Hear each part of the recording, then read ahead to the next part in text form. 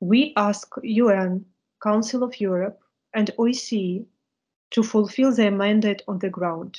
The problem is that when this new wave of invasion started, this international organization evacuated their staff to the most safe place or even abroad. And they provide distant monitoring. We ask them to return and to work on this ground, to be with us in a war zone, to be with us during this evacuation, which Russia's troops trying to shell every time and not provide a possibility for people for safe to live safely their destroyed cities and settlements, to be present in the occupied territories where we received dozens of requests of help from civil society actors in Kherson, in Berdyansk, in Melitopol, in Slavutych, Energodar, etc. And we ask them to fulfill the function for what they were created to, and do it not from Vienna, from Geneva, from other safe places, but from Ukraine. And this is essential. And we're still waiting for response.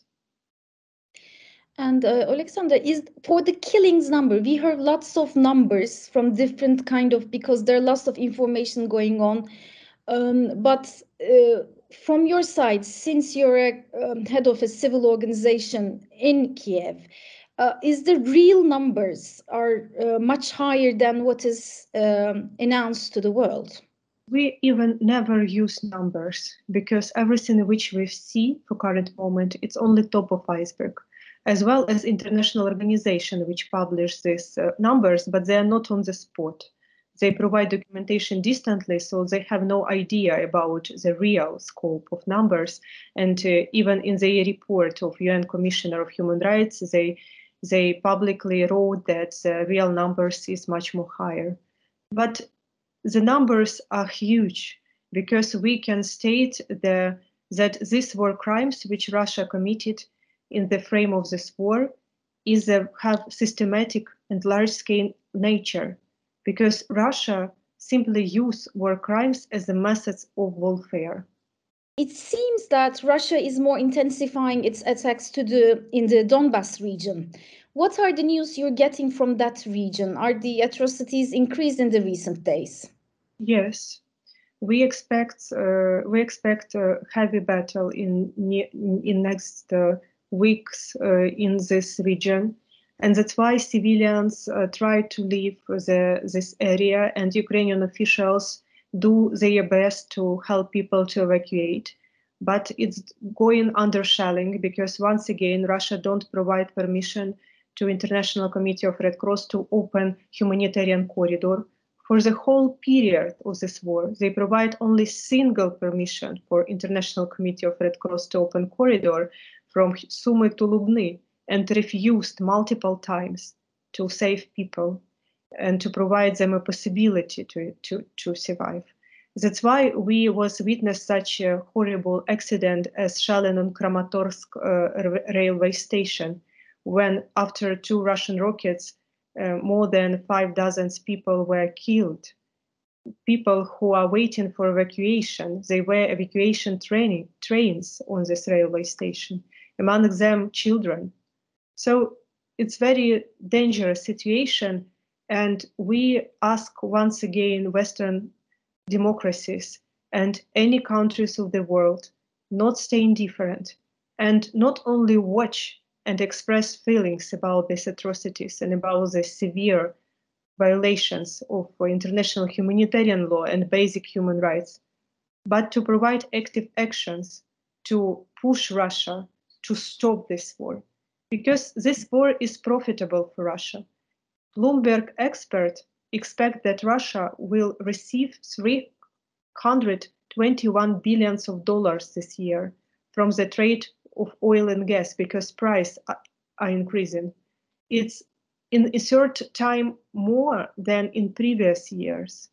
So when Russia killing civilians, destroying peaceful cities from the ground, They parallel earn money, and we have to stop this. I see.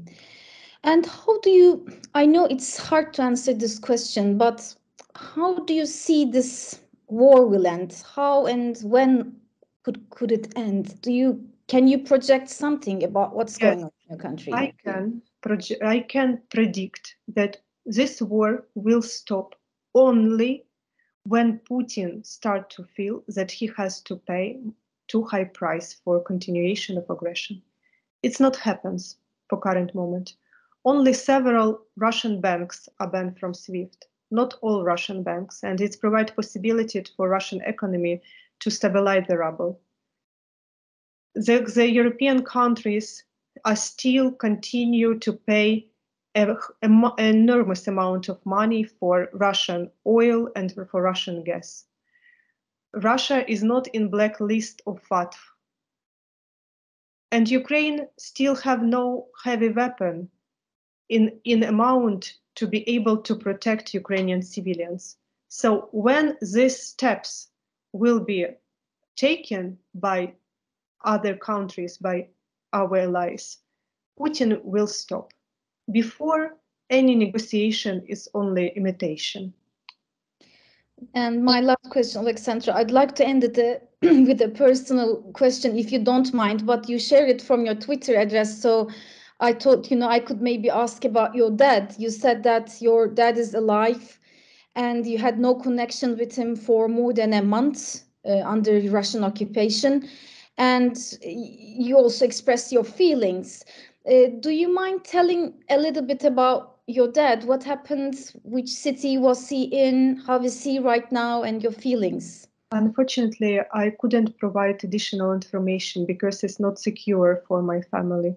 I documented war crimes, and my family is under prosecutions because of this. And I only can say that my father is alive, and I was very happy because I have no connection with him for more than a month. He was in an area where atrocities were conducted by Russian troops. Since you're in Kiev, is the situation getting better, really? Can you see more people in the daytime going to streets? For instance, can you go out and easily walk around the city right now?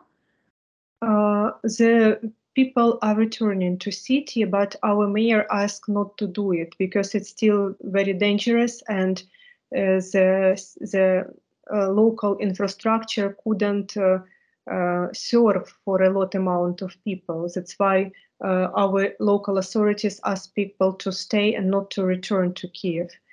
But we see signs that that city become recovering, very small signs, but we are happy to see it. Unfortunately, I have no time to go to work because I spent all my time for working, and now I speak slowly, not because I always speak slowly, but because I'm really exhausted.